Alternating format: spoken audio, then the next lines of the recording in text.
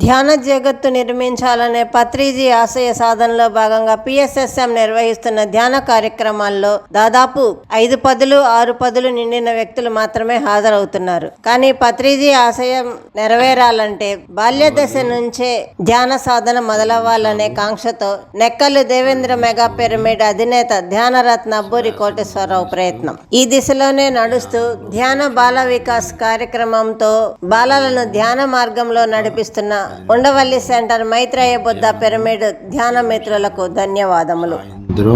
10 నిమిషాలు రోజు 3 సార్లు 3 పదులు 30 నిమిషాలు ధ్యానం చేస్తే చదువు బాగా అద్భుతంగా వస్తుంది. కదలకుండా కూర్చోవాలి, శ్వాసను గమనిస్తూ కూర్చోవాలి. వచ్చిదిలే కదలగాకు, రికార్డ్ చేస్తున్నా. ధ్యానం బాగా చేయాలి.